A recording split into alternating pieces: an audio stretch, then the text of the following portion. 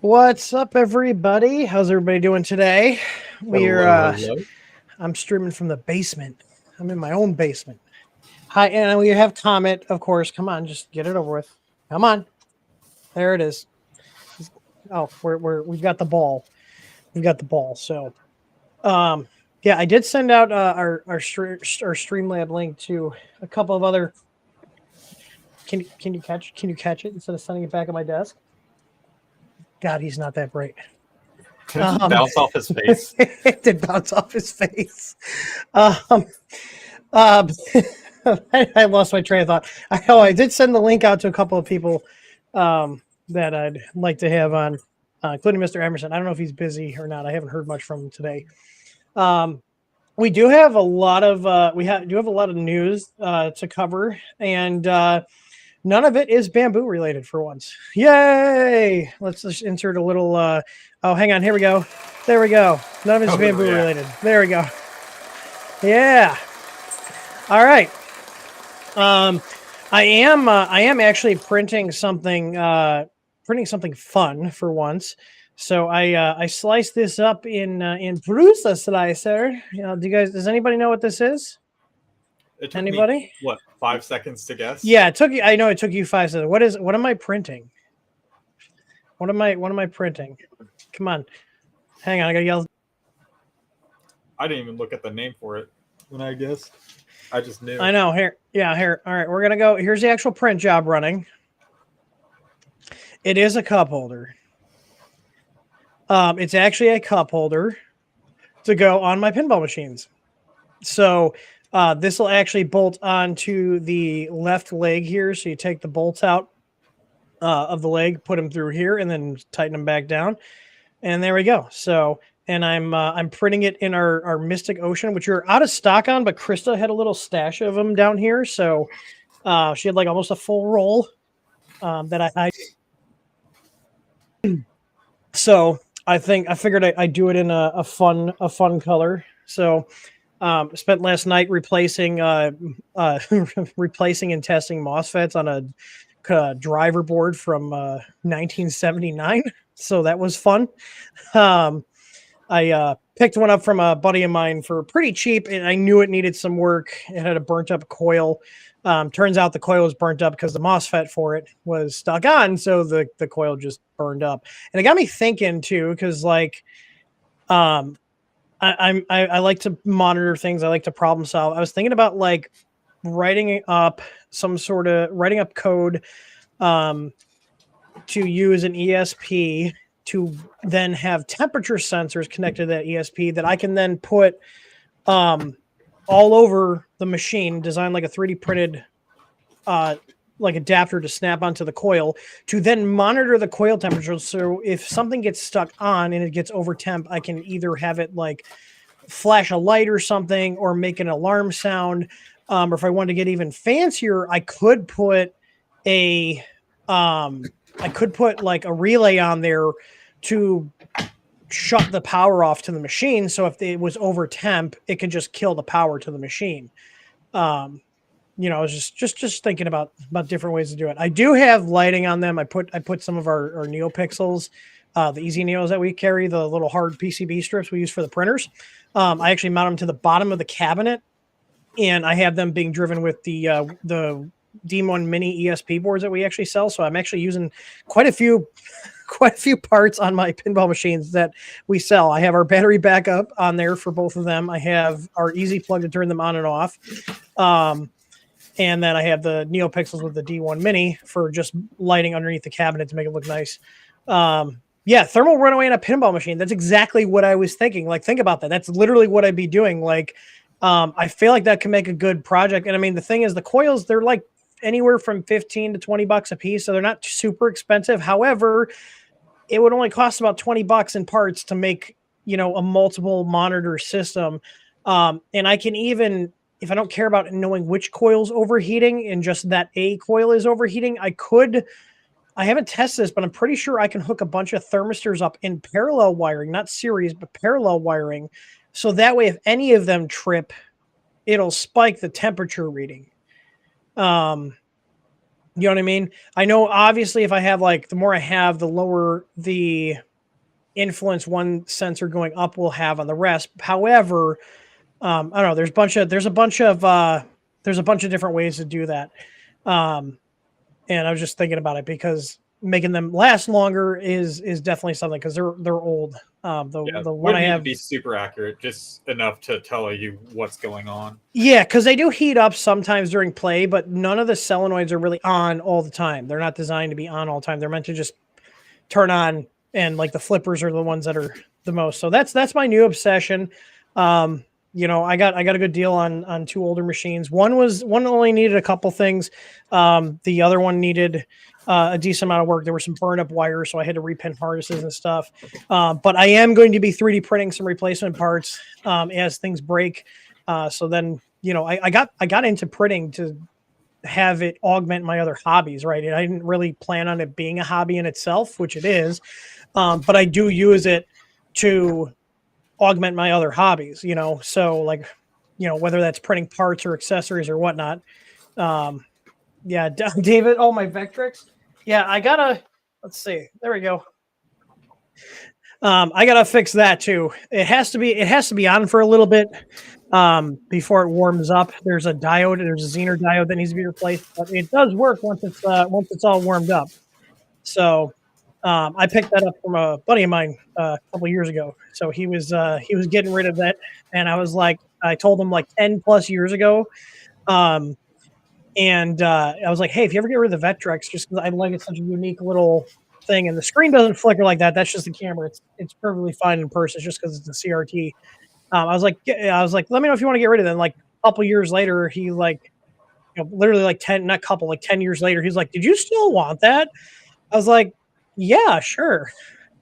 Max CJ, I was thinking about that, the Dallas sensors. So the Dallas sensors, those you can also do. I think you can have multiple on one IO pin, so that would be good. I have the Dallas DS 18B20. I've got a ton of them. I got some that are pre-wired, but I was thinking about making something that could clip onto the coil to hold the sensor onto the coil. But was just thinking about that. I don't think anybody's done. Yeah, it would definitely have to be ABS. He has 6 of them. Oh, so you did the same thing I was thinking of. Or are you using it for something else? Or are you using it for monitoring?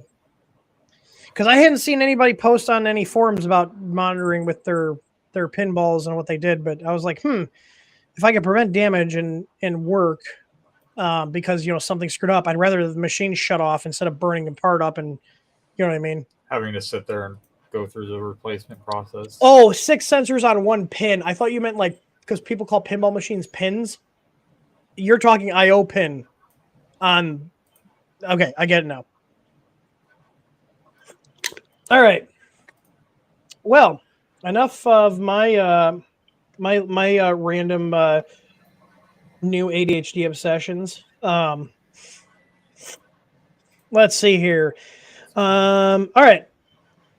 So, in news topics, in terms of TH3D news, we should be restocking a lot of our filaments that are out of stock in the next couple of weeks. We also are going to be opening up pre-orders on certain size flex plates because they're in production now. So, if you guys are wanting to get in on a pre-order for different flex plates for Easy Flex Pros, so the ones that are out of stock, we will be opening up a pre-order next week. So I'm thinking like Thursday or Friday next week, we'll send out an email. I'm going to allocate the stock of what we have on order. The other thing too is it'll be nice is we can see if like a one size goes out of stock really fast with the pre-orders. I can then immediately have them ramp up and make more. So yeah, we'll be doing that. So we do have, I did make designs specifically for the K1 Max, even though the K1 Max can also take the 310 by 310 plates without issues. Just because I know some people want ones that fully cover the bed and match the OEM style plate. They will be a couple bucks more than the regular ones because they cost a little bit more because of the extra tool path for the cutouts. And then we also have the same kind of thing for the K1 coming. We still will be stocking our standard 235 by 235 plates, but we will also have a K1 variant where it's got the little notches out in the back, so you don't have to take the screws out. But those will just be a couple bucks more than the regular 235s. So that's all I have for us. Just waiting on restocks. Some of the stuff we got a lot of interesting stories today. Tor and I were kind of going around and finding stuff. So which one do you want to? I'm going to let you pick. What one do you want to talk about first? The Solvo Comgrow. The T300? Sogro T300? Sogro? The Sogro? Sogro? The Sogro T300? Mm-hmm. So I have the Sogro T500 that Matt gave me. And it's still in my garage.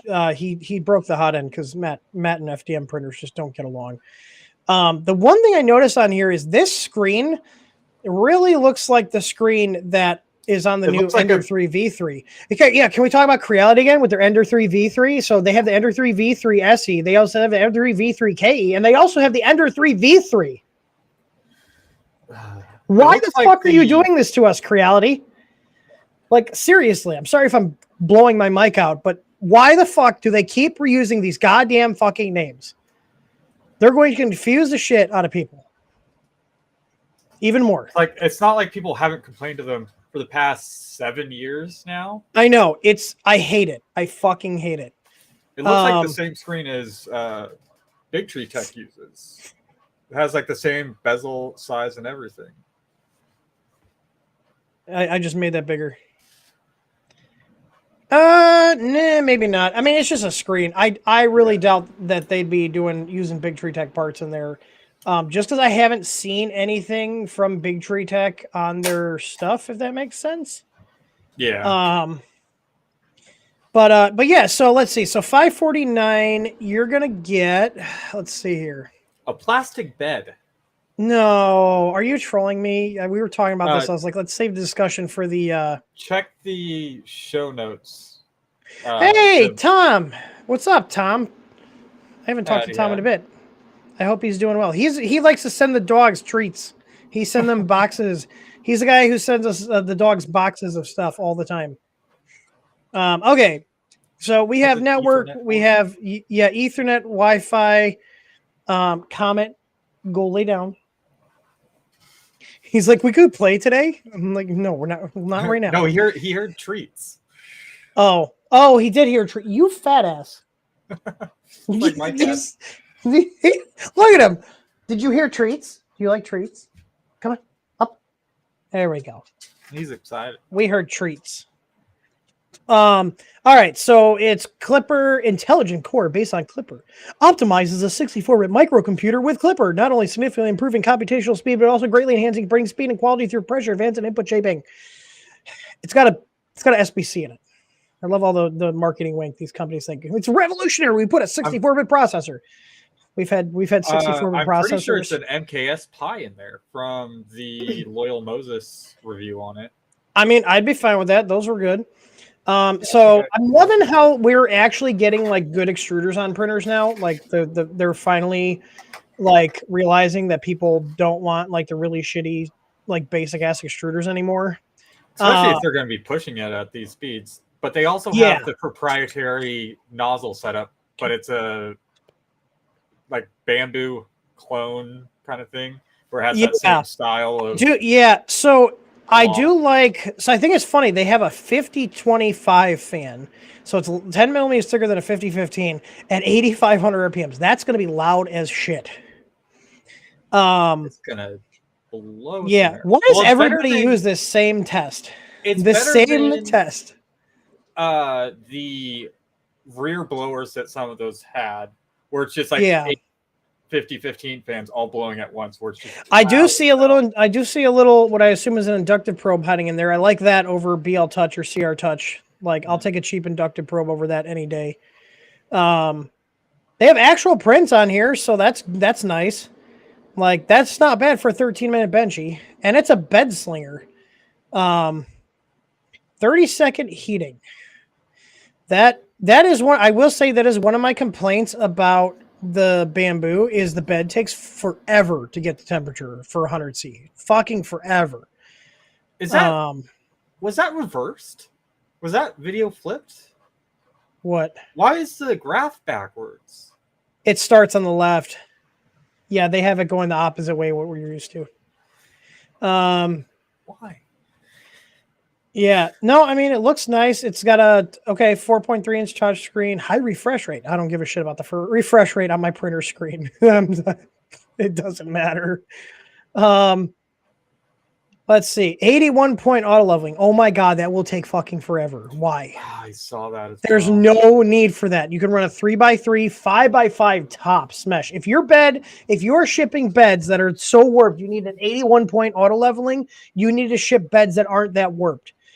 Like that's they worse have than a a plastic bed. No wonder they need 81 points. Where did you see the plastic bed? Check the show notes. I was watching a review before the Hang started. On. Can you hear the audio? Can you hear the audio? No, because it's paused. No. When I started it, could you hear the audio? It didn't load through yet. No, I cannot. Okay, hang on. Oop. Share screen. Comgrow. Audio. We try again. And Soviet Russia video shares you. Single linear rail pulled by a pretty sizable y-axis a little bit too to far. the base. It has the 300 by 300 millimeter print bed running on a single linear rail. That's a plastic bed. Why? I mean, you don't. No, that's fish. That is a fisheye lens. Pulled by a. I'm pretty sure he's using like the Apple Vision Pro or something, because you see like pop-ups all the time for his hand gestures. That does look very MKS-esque. I can tell by the heatsink. This is probably an OEM board by MKS. Mm-hmm. Looks like they're running an AC bed on here. You can see this is probably a solid state relay. Look at how tight the power supply is. I mean, I like how fast AC beds heat up. However, consumer-wise, there's more chance for consumers to literally kill themselves. Wait, is there no top?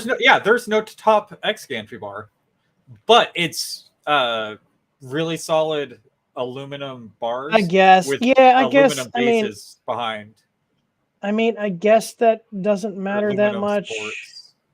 I mean, hey, there's more aftermarket. We can make an upgrade covers, kit. Yeah, all those covers are spring steel, and I'm pretty sure they move out of the way for it to make the connection to the lead screws.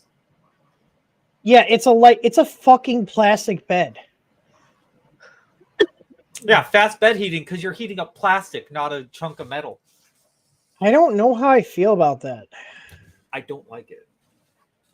It's even if it's ABS, like you're gonna want to heat it up to 110. If you're What does printing- chat think? What does chat think about this? I don't like it.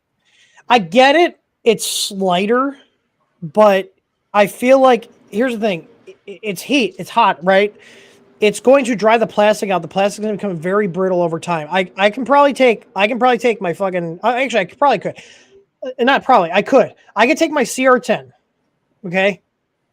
Throw it in storage for 50 years, take it out, and that bed will still be fine. If you do that with plastic, it's going to be all cracked and stuff. Yeah, it's not built to last. I mean, yeah, this is the problem with shit these days. I was thinking about this while I was working. So I bought 2 pinball machines. They're both over 40 years old. What stuff that you are buying these days is going to be working or even worth fixing or able to be fixed 40 fucking years from now? 40 years. Think about that. Like, my computer's not going to be like. Here's the thing. I have computers that are 20 years old, 20 plus years old that still work. I had to recap some of them, but they still work. I doubt that this is good. This computer I'm using is going to work in 10 years. You know, like, but look at this. This is from hang on. What is this from? 1982. This is from. So what is that? 42 years old, and still working.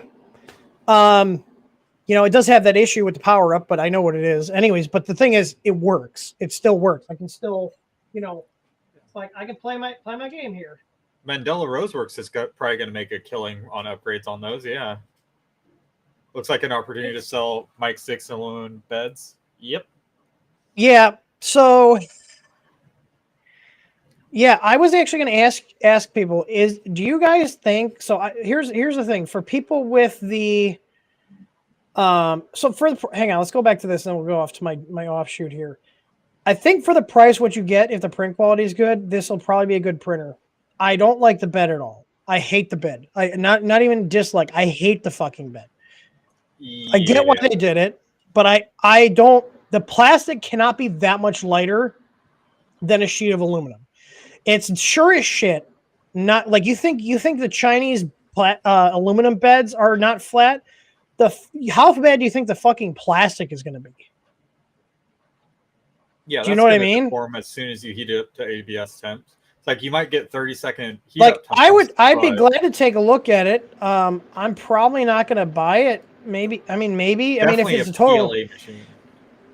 Like, yeah, good luck doing ABS on there. Like that plastic's going to get real soft. System that it has to be a cost saving thing. But yeah, it's not. It has to be a cost saving thing. The bamboo style heat block with their own proprietary nozzle as well. Yeah. So we carry, I don't know if you guys know this, you guys have bamboos. We have really nice upgraded hot ends for the bamboos that you can actually replace the nozzle on, and the heat breaks are reinforced so you can't bend them like the stock one. And the new nozzles are only like, what are they, $5 or $6 we sell them for hardened steel nozzles. Here, I know you're gonna show it up. Hang on. There you go. Is it gonna focus? No. I'm waiting for Streamlit or Talk Studio.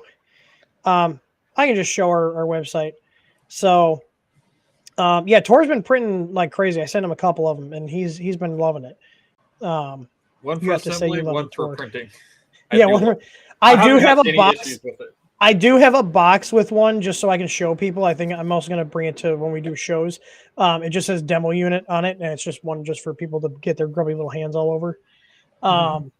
So I don't know. I'm not. I see a lot of cost cutting things. It's funny. They're pulling the Apple thing of turning the cheap ass shit into a selling point. Oh, it's lightweight. You guys are being a cheap ass. This missing on the top here, the top gantry here, that's being a cheap ass. Most like people that's all that it I is. know transport their printers and carry them around. Buy that top gantry bar. Yeah, I do too. Yeah, I mean, it's probably stable enough, but I still don't like it. Especially you're putting the spool up on the top. You're putting a 3 pound, almost 3 pound spool of filament up there, or 2.2, almost 3, depending on the spool. You're putting that up on this one bar, and the printer's printing fast. Like, come on, man. Like, They do have like aluminum braces behind each one, but still. Do they? Yeah. So it's like the T500. The T500 is very solid. So we'll see. I don't like it so far. Like what I'm seeing here, it's a plastic bed. Like it's just screaming here. Welcome to the race to the bottom, guys. Welcome to the race to the fucking bottom. I thought they couldn't get any cheaper in terms of how they're building these things, a cost cut, but they have proven me wrong. If you told me that they're going to make beds out of fucking plastic, I would have been like, nobody's going to be dumb enough to do that. Yet here we are. Welcome to 2024. What was it, like the Tiny Tina printers? Those like $70 plastic ones? Where they're not even the one I have in there, except that printer has a fucking metal bed. They don't even have a plastic. They don't even have a plastic bed on that one. Plastic beds. Did they change them? Well, the one I have is a plastic bed or a metal bed. With an optional heated bed upgrade. Yeah, Peter, he's probably watching. He's a regular. I did get the parts you sent me. I just have been busy doing other stuff. I work a lot, and then the little bit of time I have, like I get sidetracked and get into new hobbies. Okay, so yeah, that's it. I'm just gonna put a little XX in front of the topics here. I'm gonna pick the next one because this one is one that kind of pisses me off here, and I get it. I'm so tired of everything costing more. Every fucking thing these days is costing more. Shipping is costing more. Products are costing more. Food's costing more. And Fusion 360 is no fucking exception. They are bumping the price, or they bumped the prices. And we're a little behind on this, but I figured, I don't know if people knew about this, but they bumped it up to 40% increase to $680 a year. To give you guys an idea, I am still on the old legacy grandfather billing plan for Fusion for our company, luckily. So if I never cancel it, I'll be still grandfathered in. I'm paying $310 a year for Fusion. So right now for my license, we have 2 active licenses right now. We have Tor's and mine. I pay $620 for 2 licenses. It is cheaper for me to just keep the 2 licenses active to lock in that pricing instead of canceling one. Because if I ever need a second license again, I probably won't be able to get another license at the legacy pricing. So I might as well just keep the 2 licenses for fucking ever, because otherwise I lose that pricing. Like, this is nuts. And like, I like Fusion, but I also hate Fusion at the same time. Like, why on a 5900X Ryzen 9 with a 3090 and 64 gigs of RAM, why the fuck does it run like dog shit? It runs the same speed when I'm doing stuff as on my 4th Gen i5 in the shop with a GT 1030. Like, why does the software run like shit even on a high power computer? Like, and the thing that sucks is there's really no good alternatives, right? Like, they know they have that fucking market cornered because the other options, like, there's a bunch of free options, but let's be honest, guys, they suck. They really do suck compared, like, which sucks less. I went out and tried some of the other ones, and I always just end up going back to Fusion. Yeah, it's bullshit. So yeah, so if you guys were tired of getting bent over by literally everything in life costing more, well, here's another thing that's going up. And like I said, I'm basically just gonna have to keep those licenses active, whether I need to or not, because it'll be cheaper to just keep the license. Because like, here's the thing, like, so let me ask. So like, for example, I have 2 licenses. If I cancel Tor's, I'm pretty sure I can't get another one back at the other pricing. So if I have another employee, let's say Tor leaves, he's like, "Fuck you, Tim, I'm out." After 7 years, and I cancel his plan, I lose that $310 a year license, and I probably can't add it back. So when I need to add on a Fusion license for another employee, I'm now going to have to pay $680. So I just should keep always paying these 2 licenses forever. You know, like, you know what I mean? Hey Matt, if you're on the shop computer, or want to be, I can send you if you got anything to chime in. Matthew Hathaway. He's actually one of our employees here. He comes in and works in the shop. He's actually in the shop right now. Yeah, it's because it's cloud based. It's all being uploaded and downloaded back to your computer. Yeah, I'm hang on, because I know he has a camera, or Emerson used his computer there. So if he wants to jump in, we can always circle back. I sent you the link on Teams if you want to jump in. Lost Yeah, says, how do you so guys feel about Shaper? I have not tried it, but I'm downloading it right now to play around with. you're telling, yeah, I saw that. But like, I'm so tired of everything going up. I'm fucking done. Like, eventually, I guess at a certain point, we're gonna like, yeah. Let's see. So here's another article here. Let's see. Isn't it just a fancy way of saying we know you love Fusion, so we think we'll get away with making you pay more for it?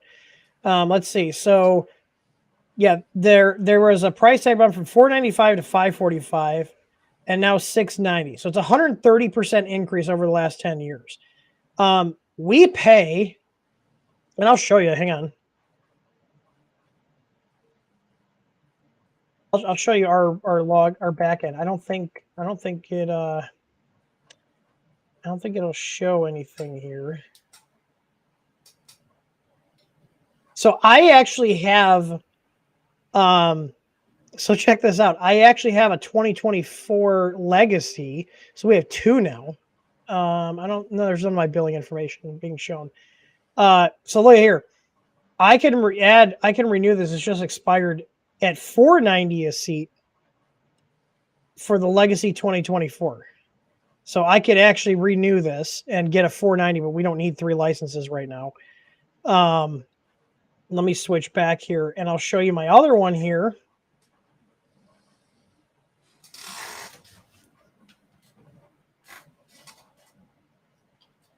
Let me see here. I'm going to see if I can like blow this up so it doesn't show my here. So there we go. So here, Fusion Legacy. Look what I'm paying per seat for 2 seats. Now you can see here, it's no longer available for new purchasers. So if I can only reduce my seats here, I cannot add them on again. So I should actually probably ask Matt, because I know he has like, I think he has an education license right now through the school or something because he's Fusion certified. But like I usually just have him use my computer. But yeah. I'm wondering if he's not going to have that, if I should just actually renew that the 491 if I go back, may switch, because I probably that would be cheaper than $690. It's literally like $200, like $200 less. I don't know. But yeah, no, it sucks. All this shit's going up and up and up. And yeah, so basically if you don't, I do appreciate that they do let you lock in and not up it, because I probably would have, I don't know if I would have left by now. No, if they upped everybody's prices by that much, I'm sure a ton of people would have left already. I'm looking to see if it'll let me access or renew that one.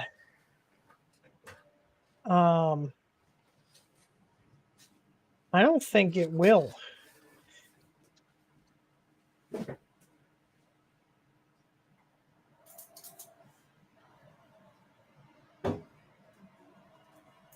I'm checking here. Yeah, no, it will not let me renew that 590 or the 491. A bunch of jerks. Oh. All right. We're going over that. That's it. We're good on that. What's the next one here?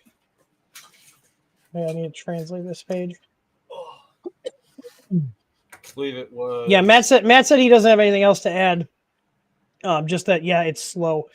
Okay, so the next thing we have is there was actually a 3D printer that caught on fire. It was in Austrian. It was an Austrian printer. Yep.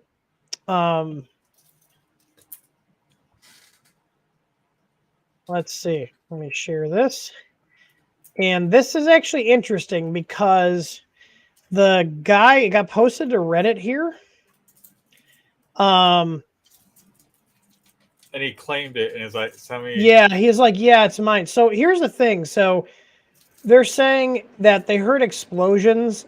There's really not, aside from maybe some capacitors in the power supply, they're not that loud when they go off. I know this because I've blown up caps before, and like the thing is, it's probably, you can see here, yeah. So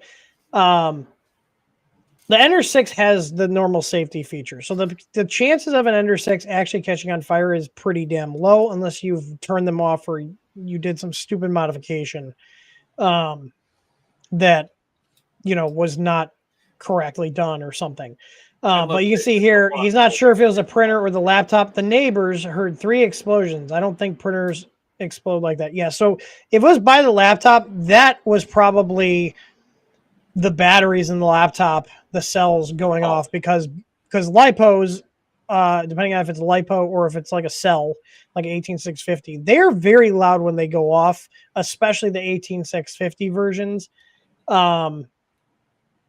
Yeah. So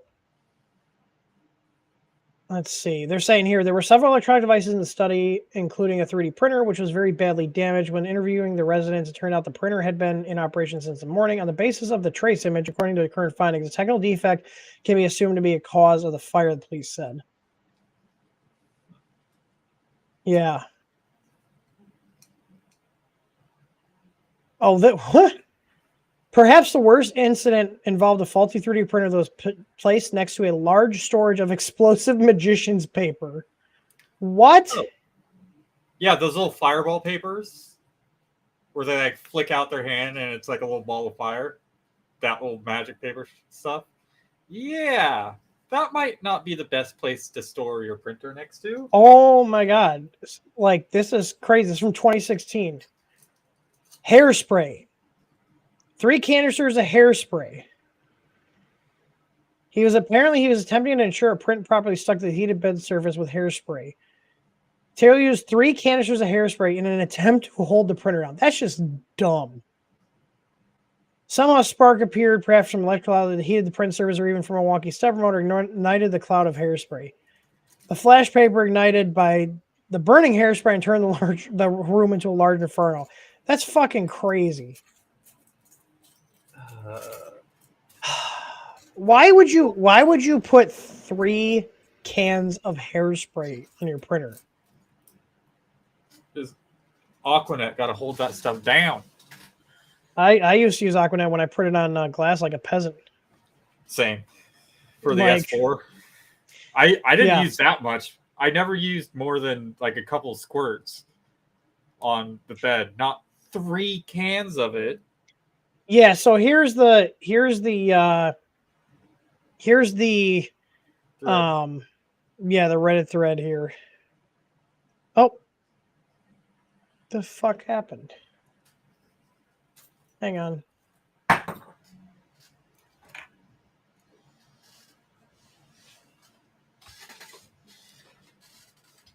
Why won't this let me share again? Hang on. Share. There we go.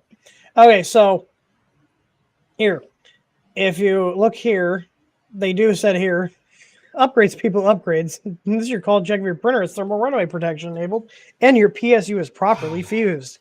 So here, Stable Bullet says, it's a stock Ender 6. I know because it was my printer, my flat, and my cat. Oh, he lost a kitty. That's sad. He did. I was sad. In all seriousness, though, seeing as we're intimately familiar with those printers, it was probably not the printer, just because it does have the proper protections. Unless, I mean, let's just say like the crap, because they do put knockoff power supplies there. Let's say the knockoff power supply blew up. The power supply is in a metal casing, and then it's also in the bottom of the printer that's in a metal casing. It'll be very hard for it to start a fire.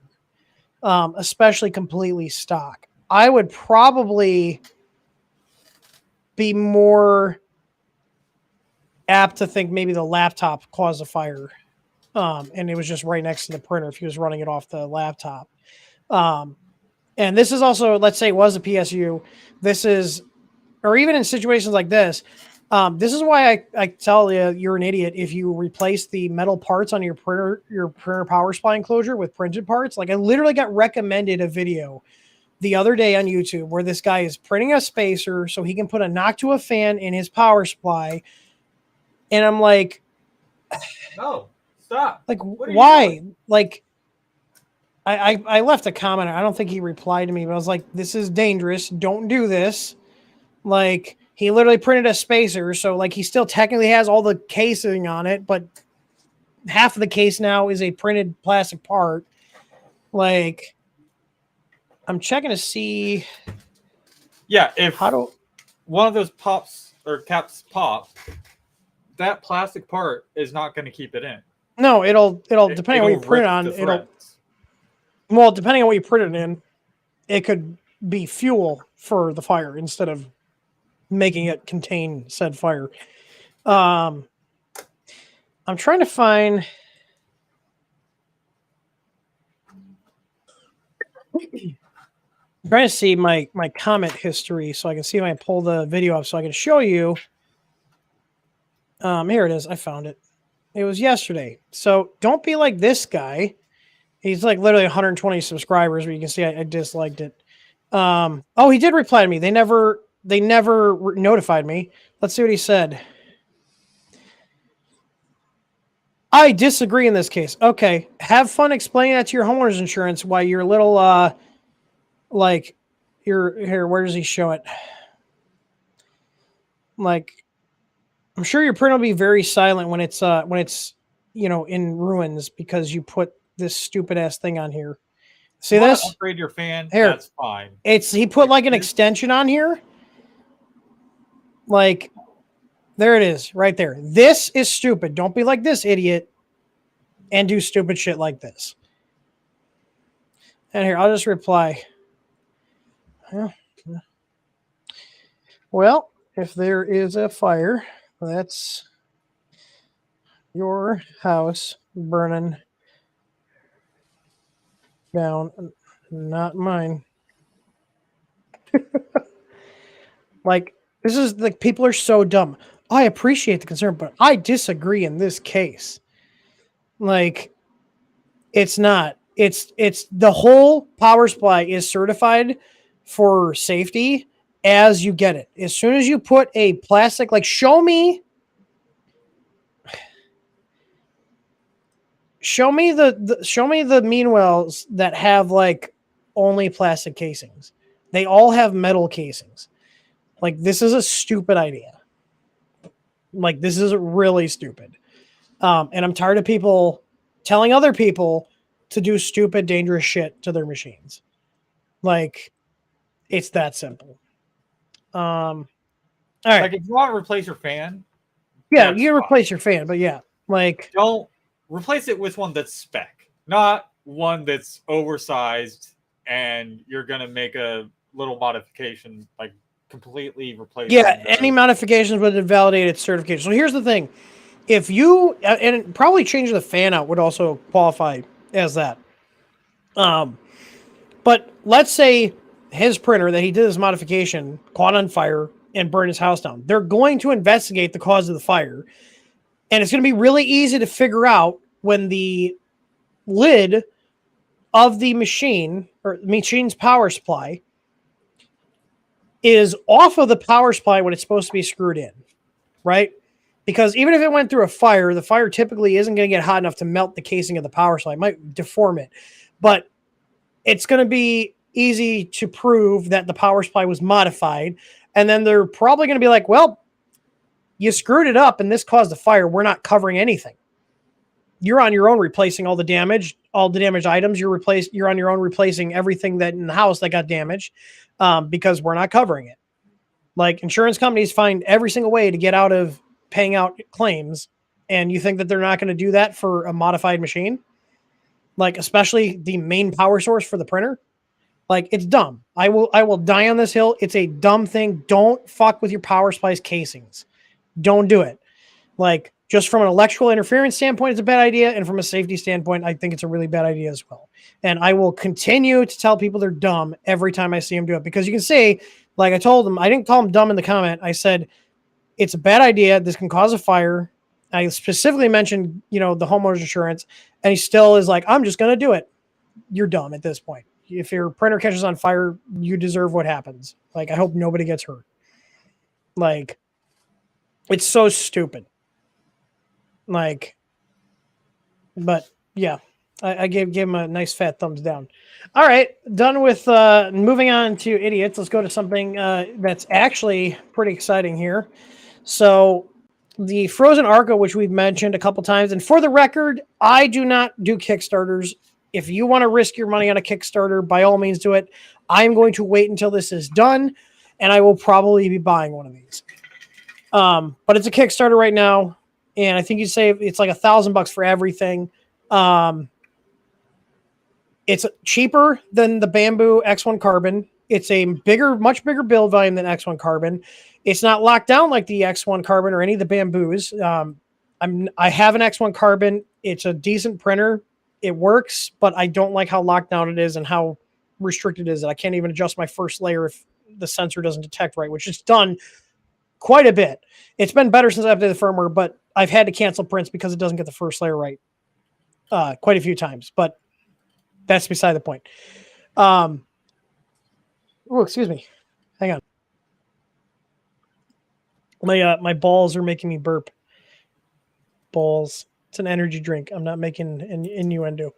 All right. So their prices sound really good. So just the printer is $849. So it's a little bit more than the K1 Max, which is around that same price. But it looks like the enclosure is a separate add-on. So it is actually quite a bit more than the K1 Max. However, the K1 Max doesn't have multicolor material support. So AMS type thing. So the whole bundle at the normal price is $1,300.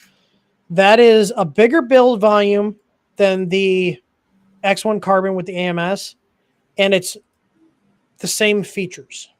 So, and this runs Clipper, so you can actually modify and update the machine as you see fit. Unlike the Bamboo, which if you want to modify your printer, they will tell you, well, that's fine, you can do that, but you're not getting any warranty now, even though you paid us over $1,000 for a printer.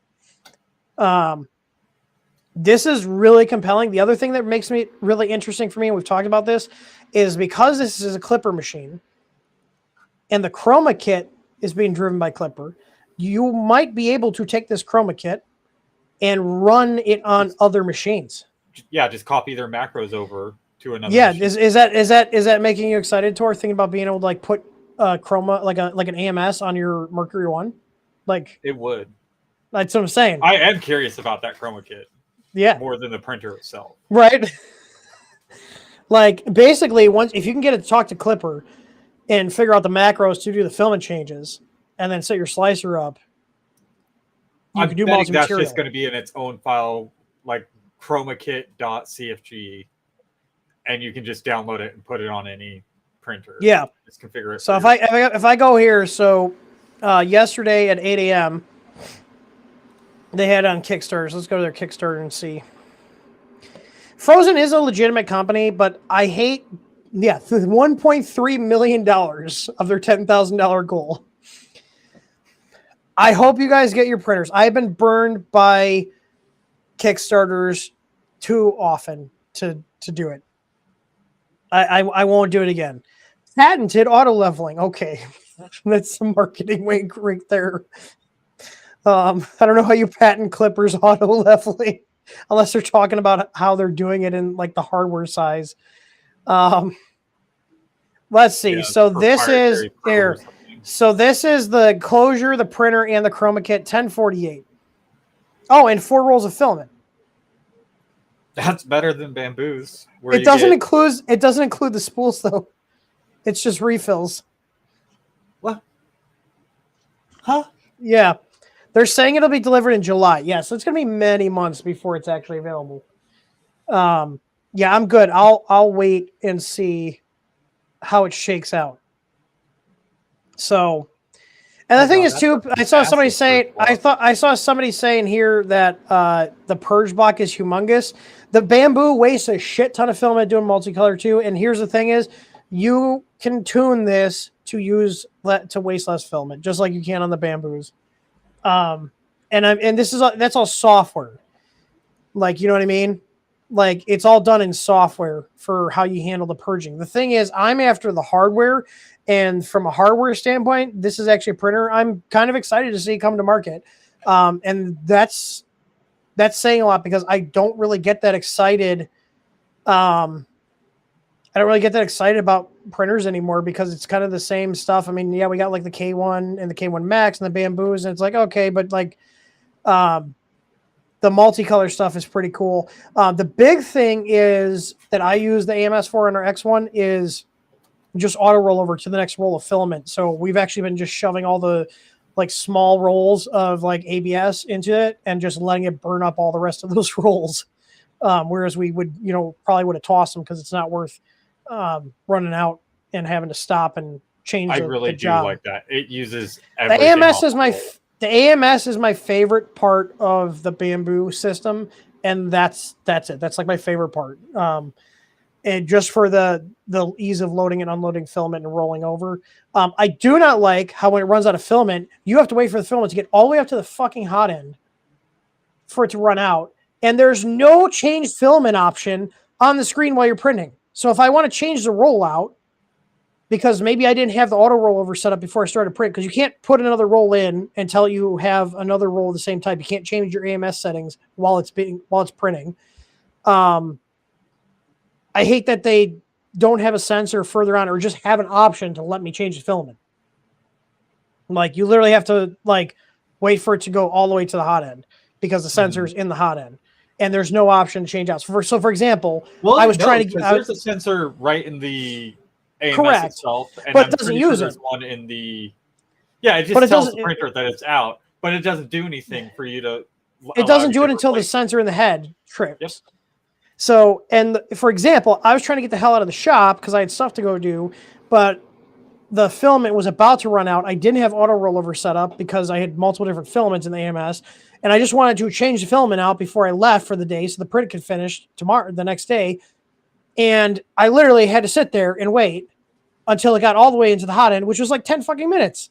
Whereas like my Creality printers and all my other ones, I snip it right by the sensor and it triggers right away. Like, I think as soon as it runs out up top, you can load another one in, and it'll start that as soon as it gets to the hot end. Okay, because I tried doing, I didn't wait, but I was like, because I didn't want to leave and it's sitting there waiting, wasting power heated. I'll have to test that. Yeah, I don't know if it'll do that. Someone let me know if you've done that. Like, can you like pretty sure I've preemptively? Have you done that? I haven't. I haven't screwed with it. Maybe I'll try that. Well, probably won't be out in the shop tomorrow because today's Friday. But yeah, no, the Arco looks solid. I hope this comes out and everybody gets all their stuff. Yeah, 50. I saw here 50% off shipping fee for the first 2,500 units. How much is it going to cost to ship it? That thing looks like it's going to be heavy. It's probably $100 ship it. I mean, still, it's not 4 terrible. Rolls of filament. Hey, Frozen. 300 by. If this thing is good, if they're looking for U.S. distributors, if this is good, I wouldn't mind being a reseller for this, because this checks off all the boxes on what I like in a printer. So we'll see how it comes out, because I wouldn't mind stocking like at least 50 or 60 units of these. And with that, they can probably set up autos the offset with a button in their probe. Yeah, I'm assuming they have that already set up. I would assume so. Look at how they make the 250 seem slow now. The 250 millimeters a second is slow. Okay. Okay, so that's all I have for that one. I did want to talk and see if anybody would be interested. Then we'll jump into the Q&A to see if we have any questions. So Tor and I were talking about like the new style hot end designs, like what Bamboo uses with the little ceramic heaters. They are really nice hot ends. They work really well. Would people be interested if we came out with a hot end that is the same type of high flow setup with the little ceramic heater on the Bamboo that would work with Creality printers or groove mount hot ends? because that's something that I can make happen. So, and it would be the same hot end from the heatsink down as the ones we're selling for the bamboo. So it would take the same nozzles, the same hardened steel nozzles. So basically you could have a higher flow, compact, lightweight hot end setup for any of your Creality printers or any printers that use a groove mount hot end, for example, like if you have our multi-mount system. So David said the shipping prices for the Arco are in the live stream channel. Let me check that. Lost V6 groove mount. Yeah, it would be kind of like the Dragonflies system where you bolt on the groove mount on top. For the top of the hot end, yeah. Yeah. Or you have a different, like the bamboo style bolt on top. Okay, so here we go. So here is the thing. So the Chroma kit.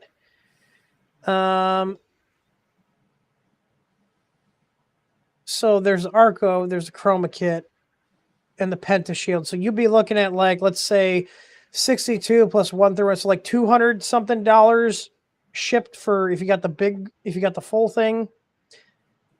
Is this a discounted rates? Or is this the full price?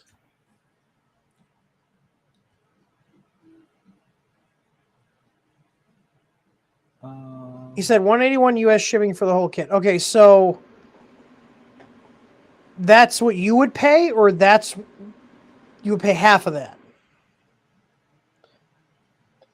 Like, you see what I'm saying? Like, is it 181 and they say you get 50% off, so you'd pay like $90.50? So they pay half, you pay half? Or is the 181 the discounted price and it's really 360? That's not 100% clear yet. Looking at this is not clear. That's not clear to me at all. Though it says the Chroma kit comes with 4 rolls of filament, so I think you're getting 8 if you're getting the refills as well for the Kickstarter. 8 rolls of filament wouldn't be bad to start out as a printer for $1,000. No. All right. Yeah, that's all I have for news. Anybody else have anything else you want to share? You guys can go ahead and actually send us stuff to talk about on the stream here. Oh, hey, I actually have. Is this?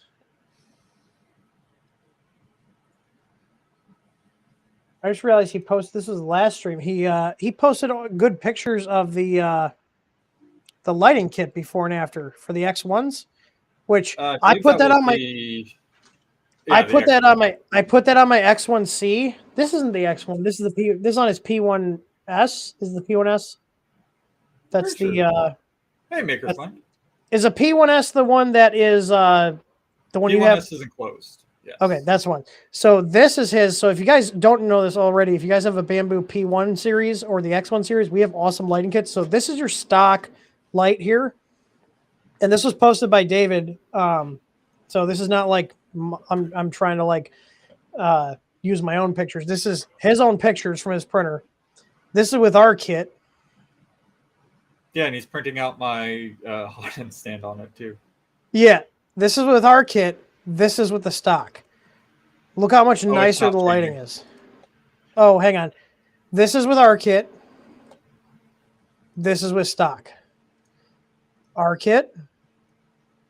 Stock. So yeah, if you guys want to check that out, I'll put a link in the description if you guys want to check that out. I think it's great. I posted actually a little hang on. Let me I'll just pull up our own YouTube channel and show our videos here. We got 47 people or 54 people watching right now. Is it the shorts? I think it was a short. Yeah, here we go. It was a short. Yeah, there's yours.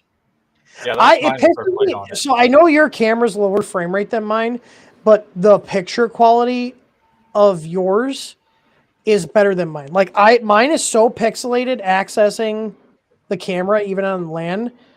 I don't know if it's because they're punishing me because I'm on LAN only mode, but it's so blocky. It's like compression artifacts. It sucks. Yeah. Let's see here. Yeah, So it's here, half a this frame is- a second on the P1S. So here, this is the little video I posted. So this is RX1 here. You see I just have it running just a ABS job there. And I have the lights off. And I'm going to go ahead and turn the lights on here. And you can see how bright this lights up. Look at that. That's through the tinted glass. So if you want to see if you want to actually see inside your printer, it's an awesome upgrade. And they're only $14. And that includes the full kit that's plug and play. It's got the plug that fits the printer version you get. And it also includes clips to keep the wires out of the way as well. So check it out. The Frozen doesn't use tinted glass, I just realized. Oh, so you'll be actually be able to You can actually see it, yeah. Yeah, here, Especially I'll post. When you're printing an ABS print where you don't want to open up the enclosure. It's like, is it a good first layer? Is it a good first layer? With the stock lighting kit, it's like. I mean, not like you can adjust it. Yeah. There you go. So there's a link to the light kit. So the first one was the X1. You can see the URL. We have it for the X1 and the P1. I'm a big fan of it.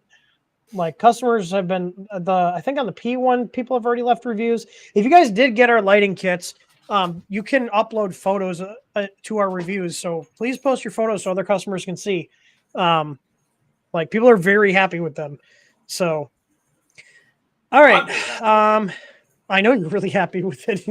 You made me send you got the light kit on your printer before I got it on mine because I sent it. They came in and the next day I sent some out to you. I had one installed before. I actually have our kit still right here on my desk. Let's see. I had them from the supplier before you did. Let's see here. I'm trying to find. I just saw this popped up. You can finally baby step the Z on the K1 now. Yeah, after you root it and put normal clipper on it. I just realized this. I said we weren't going to talk about bamboo. But in terms of news, like dedicated news, wow,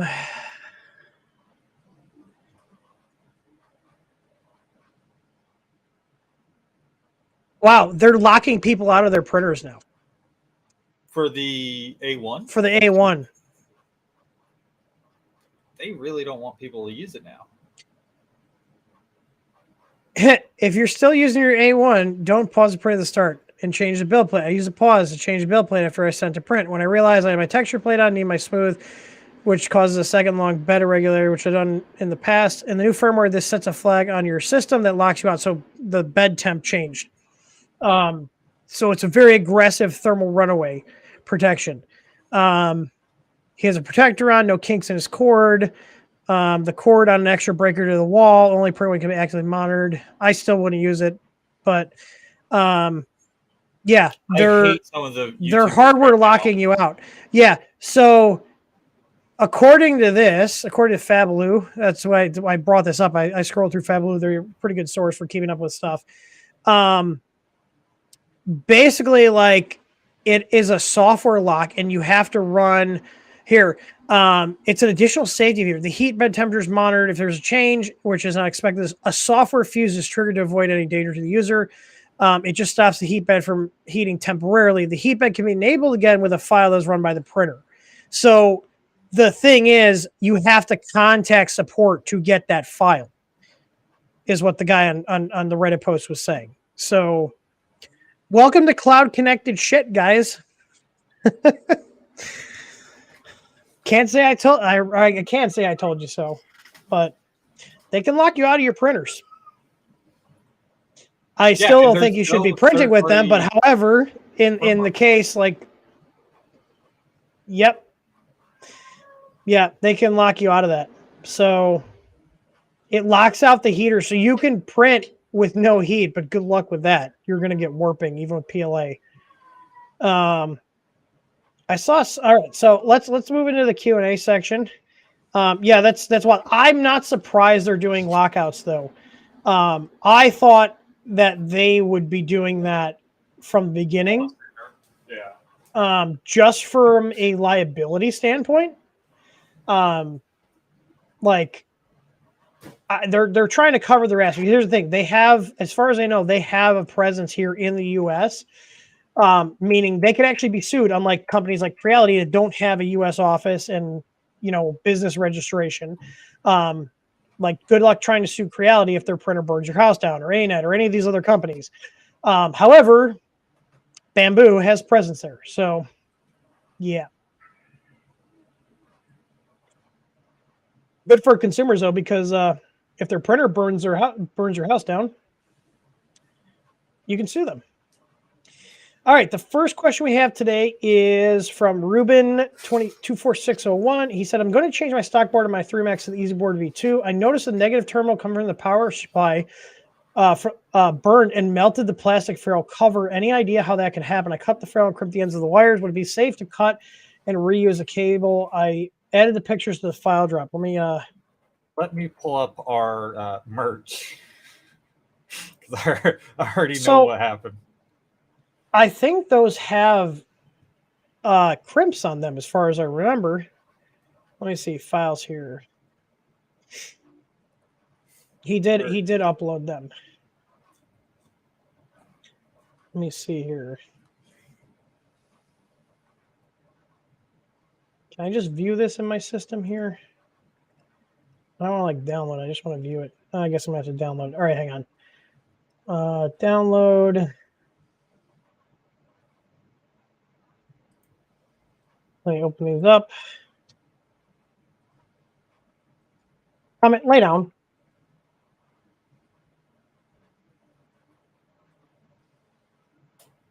Let's see. This was from. Oh, he uploaded these a couple days ago. Oh yeah, because I told people, you guys can feel, if you're watching this on a replay and you want to put a question in for the next stream, go ahead and do that.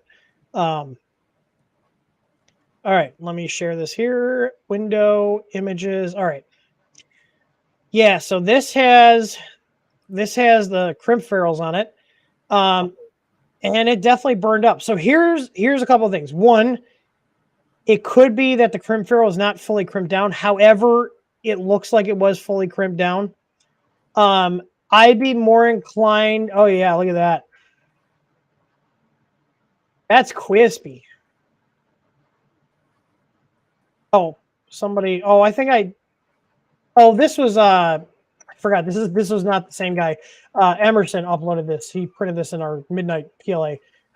Anyway, so I think looking at this, like, tug on the terminal and see, one, either the wire doesn't actually go all the way up into here, because you can kind of see the end is like open a little bit, but it could be like right here, and that's not really a problem.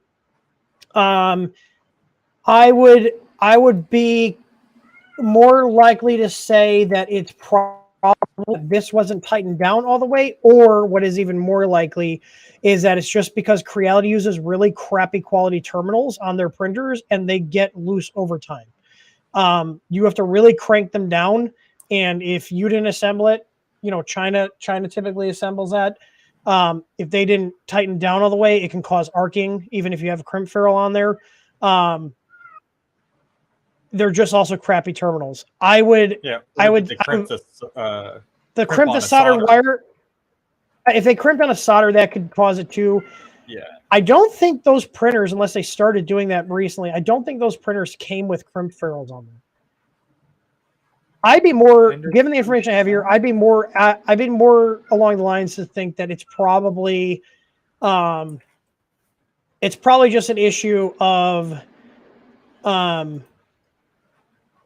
not being tightened down in terminal. And yes, I just snip the ends off and put a new terminal on. Basically, just snip it back, and as long as there's no burned wire, you're fine to reuse it. Now, if you cut it back too far, you might not have enough wire to work with. You have to get a new wire. But yeah, there's nothing wrong with using that as long as you don't have any of the burnt, charred part of the wire left. It's fine. The thing with, I know we're streaming live on our Twitter here, and I don't know if this is the same Ruben guy. Yeah, I just opened it up, and I didn't see anything on the actual stream. Yeah. I'm going to the stream right now. There's no And comments or anything on it. yeah, there's nothing in here. There's 2 people watching on Twitter. I don't know. If that's the same guy. Sorry, I was No, hearing weird noises. I remember seeing his name for the last few weeks pop up once here and there. Okay. So Join there's us on another. I'm YouTube. assuming this. Yeah, join us on YouTube or Twitch because the chat's working on those. Yeah, if he's, I can't. So Ruben, this is what we see.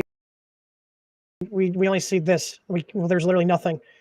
I don't know why, but there's another one here from him. He says, how can I set up applause in Prusa Slicer so it works in Marlin? The default one in Prusa Slicer M601 doesn't work.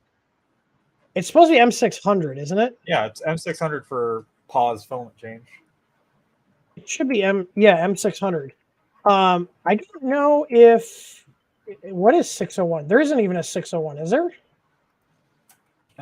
No, there's not a 601. So it'd be M600. And the thing is, if you have some printer firmwares, a lot of the stock printer firmwares do not support the M600 filament change command. So if that's the case, if you have a printer that doesn't support the M600 command, you're going to need to update the firmware. The good news is most of the printers that you would need to update that, update to get that feature in the firmware, we typically have firmware for. So if you check out our Unified 2 firmware, we probably have firmware for you. And if not, you can also check to see if there's any community-made firmwares for your particular printer and board combo. Or if you want us to custom roll you a firmware, we do offer that as a service. Let's see here. David Hefner is the next question. He says, picking up a cheap used K1, aside from routing, any suggested mods or upgrades? I would just go over, like any other printer, go over all the connections, make sure everything's good. Maybe change the hot end out. The Triangle Labs hot end, I put that on my... oh, hey, look, I haven't been moving enough, so Home Assistant turned the lights off on me. Here, I'll just turn on my easy bulbs. Whee! Anyways, sorry, I got sidetracked there. I'd say just aside from maybe doing an upgrade to the hot end, the Triangle Lab hot end we carry is a really nice upgrade. Other than that, it's a pretty good printer. Root it, block it from accessing the internet, and that's it.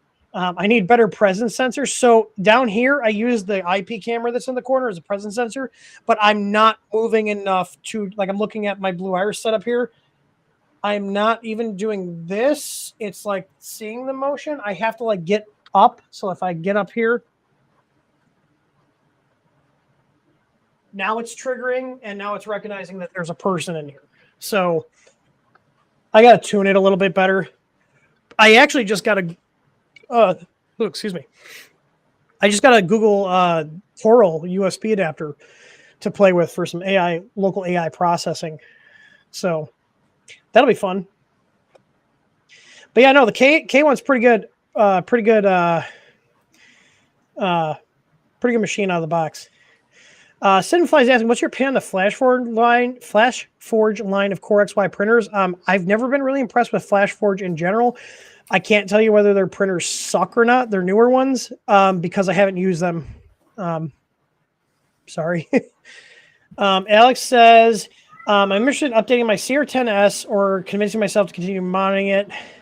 Thinking about the K1, does it provide option for custom firmware? If not the K1, I'm considering an older machine. However, I'm considering cost of my own patience getting some work. So the thing with the K1 is you will not be able to wipe it out as far as it stands right now and completely put on stock Clipper. There's modifications to the stock OS that you can do to prevent it from calling home to Creality Cloud services. You can put on different interfaces like Fluid or Mainsail.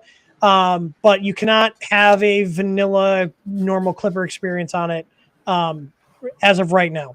The K1 is a good printer. And I understand the conundrum you're in of, do you want to update your CR10S or do you buy a new printer? I actually am literally working on my buddy's CR10S that we are completely rebuilding. We're basically keeping the frame, the motors, and the carriage. We're redoing the hot end, putting an AC bed on it, converting it to 24 volts, getting rid of the control box, and updating it. Now, you will have more ease of repair down the road with an older printer that's upgraded. Because the K1 at a certain point, you're not going to be able to get the parts for it. It has a ton of proprietary parts. It's got the tool head board that's proprietary. If Creality stops making it, good luck. They got the board and the bed, proprietary. Good luck. There's trade-offs of both. The K1, though, is a good printer. I really do like the K1. But they're both not without their flaws. If you don't need an enclosure and you do like modding and tinkering, updating your CR10S is not a horrible idea. But if you do just want to get up and running quick and you also want a fully enclosed printer and the build volume of the K1 satisfies your needs, then the K1's not a bad idea. It's really what you want to go after. If you like a project, if you like working on printers and you have the time and you have the skills, you might be fine doing the CR10S upgrade. But if you just want something to work and you also want an enclosed machine, the K1's hard to pass up because you'll probably spend almost as much. You're going to spend at least $200 to $250 completely redoing your CR10S, depending on what you have on there already. Let's say it's basically bone stock. You can do a lot of upgrades to make it print faster, to get new features, to make it print better, but time and money. It really depends on what you want to do. If you want a project, the CR10S is actually still a very capable platform to build on, even like 6 years from now, or 6 years from its release. Yeah, people are still making mods for it. It's still coming out with different upgrades for it. Yeah, I mean, the new cartridge or box style ceramic heaters can be used on the CR10S. Yeah.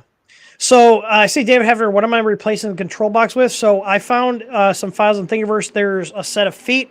There's 3 regular feet and the one that's got the AC receptacle. There's a bracket to put the power supply underneath, and we actually went with a 150 watt power supply because we're going with an AC bed, so we don't need the 350. So we downsized the power supply, converted everything to controlling 4 volts, and then there was also the same guy that made the feet, made a box that bolts behind the left Z stepper to put all the electronics in. We're getting rid of all the aviation connectors, so it's going to be all straight wires back to the control board. Basically, at the end of the day, he's going to have a 300 by 300 by 300 printer, or 300 by 300 by 400 printer that will hit 100C on the bed in like 2 minutes because we have a 750 watt AC heater going on it. Yep. David so yeah, said, upgraded my CR10 silent board, 750 watt bed, direct drive, all metal hot end. ABL enclosure. So here's the thing, and I get it because I run a business. I'm very busy. I have less desire to tinker with printers than I did, a couple of years ago. And I get the struggle of like, I want to mod it and then I can make it exactly how I want it, but also the time investment, along with the actual cost, is sometimes hard to justify. It really depends. You're going to have to answer this for yourself, whether you want that. Now, I will say, and you guys can hold me to this, a modded CR10S is going to last longer than a K1 because of the fact that it has no proprietary parts. So if Craley's eventually going to stop making boards, just like they have with many other control boards out there. Luckily, the control boards they've stopped making for the most part, you can still get or get replacements. One example would be the CR10 V2 and V3. They don't sell those boards anymore. Those are the only 2 printers that took the board they have, and you have to do a custom thing to replace the board in that printer, even those are still good printers.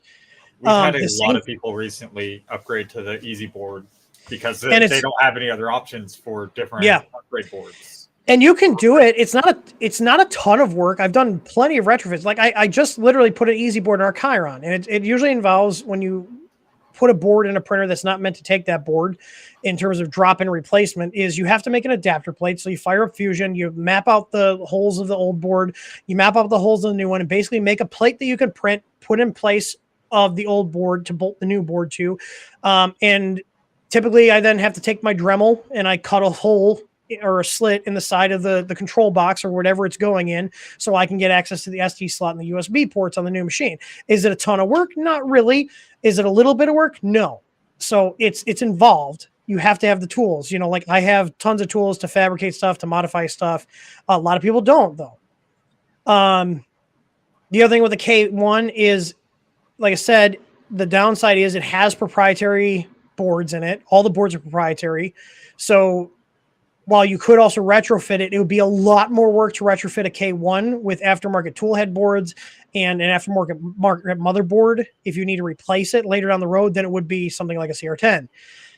There's drawbacks to both. I hate the fact that they're going in these proprietary directions. It does make the systems nice and makes them more integrated. However, as a consumer, it screws you over in the long run because at a certain point, you're not going to be able to buy the replacement parts and you're basically going to have to junk the machine unless you want to do a ton of work. And there are some people that would gladly take that printer for free. You know, they're probably not going to pay for it, but they'll take it for free because they got it for free and they're going to do work on it. You know, yeah, the frame's good and stuff. I mean, that's the one reason I rebuilt our Chiron. The frame was still good. It's a 400 by 400 bed. It heats up quick because it pulls a shit ton of power. You know, it was worth us rebuilding it because now I got a 400 by 400 by, is it 500 on the Chiron? I can't remember if it's 400 by 400 by 400. 450? Oh, it's 450. It's 450. It's in between. Either way, it's a big ass printer. And I want to have at least a couple big ass printers in case I get a job that requires big ass printer. You know, the other thing too is like the as much as I think the Voron printers are nice, I hate their community. Their community is very toxic, which is why I've never built one, and I probably won't ever build one. I know Tor has this, but Tor, you can vouch that there was a shit ton of work too to put together. Yeah, I think this printing was like parts, crimping. hours. Yeah, 20 hours. Just to put it all together. But on the upside, you can fix it. You can fix it 10 years it's actually running our EasyBoard V2 in this one, and it's running Clipper. Yeah. They're the vegans of 3D printing. Yeah, how do you know if somebody owns a Voron? They'll tell you. Also, Tim, it does automatically roll over if you put a new roll in. Does it? Okay, good. I didn't have to do keep that. It's already going to red. Oh, no. Wait. I cut it, and then I put the red in that slot. Oh, you simulated. Got it. Okay, so that's good to know. Okay, so I'm slightly less bitchy about that. Yeah, no intervention needed. Just put in the new roll, and it's going to start as soon as it runs out. Yeah. So, all right, next question is, let's see. The next question is from Mike, and he just sent us. Oh, he sent us a thing. Oh, that's fine. Oh, this is not Creality. Creality is not between CoPrint or behind CoPrint. I've been aware of this this solution here. We've probably talked about the CoPrint Chroma set, but this is on Creality's. Creality enhances 3D printing ecosystem with Chroma set multi-filament solution. As far as I know, Creality is not behind this company. It's from CoPrint. It's a completely different company.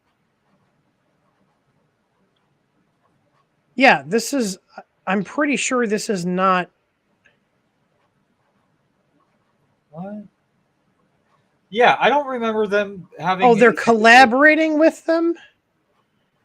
But the way this is written is, it sounds like Creality is making, right? Am I off my rocker here? The way this is worded, it sounds like it's theirs with how they worded it. Yeah, I have seen this. This does look really cool.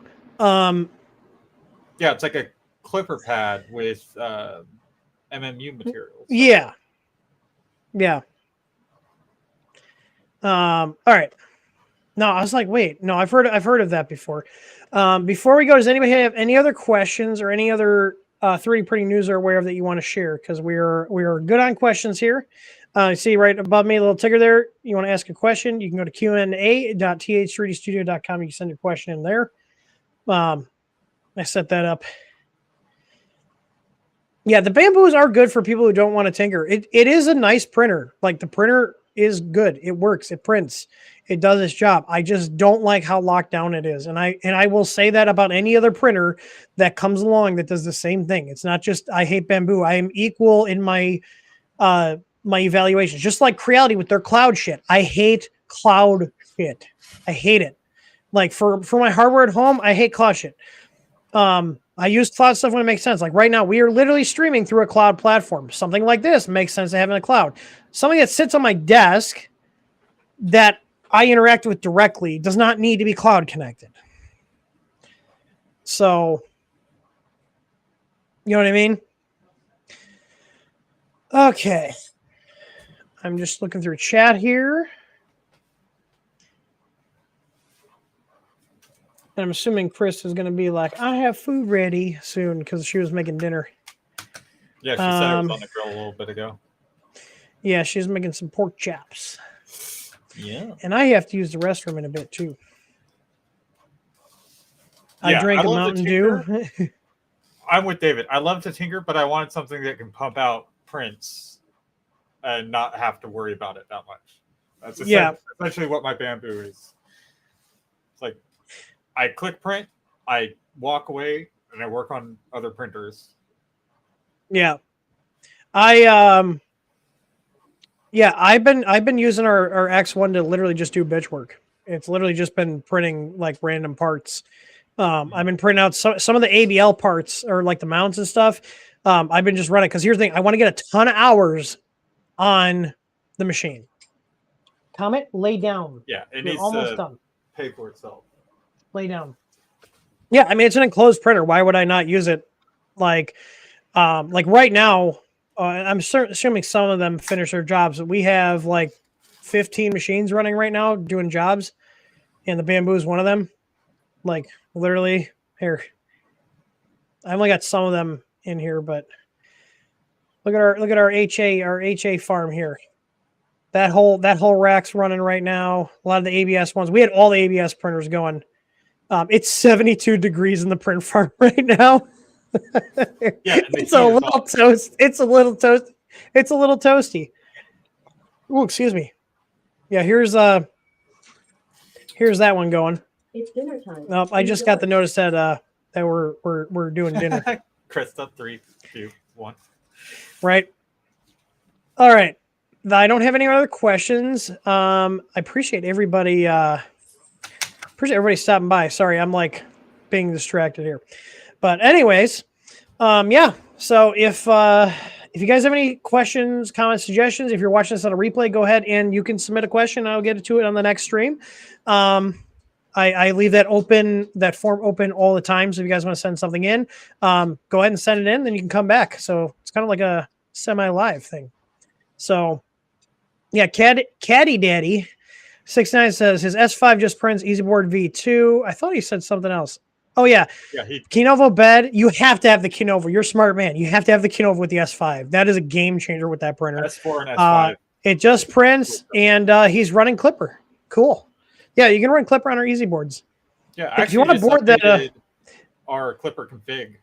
Yep. So you can do. Yeah. See, you can see I blew Tor up because you can see our EasyBoard, little blue board there sitting to the left of the pie, in the bottom of his little. Is that Tiny Tim? Is that the Tiny Tim printer? This is Tiny Tim. Yeah, this is the one I was working on to get sensorless homing working. Yep. All right. Well, I'm gonna wrap this up and go eat dinner. If you guys also want to chat, make sure you guys check out our Discord. It's available at discord.th3dstudio.com. I'm gonna post that link in the chat, so make sure you guys jump in here. That's where I typically hang out. We do have a Facebook group, but it's kind of like been dead. I think people are finally leaving Facebook. But Discord's the place. Everybody's on Discord or Twitter, or X, whatever you want to call it. Yeah. No, Discord. I'm not a big fan. I'm not a big fan of Facebook. I'm also not a big fan of Discord. Like all these platforms are very restricted. But out of all of them, all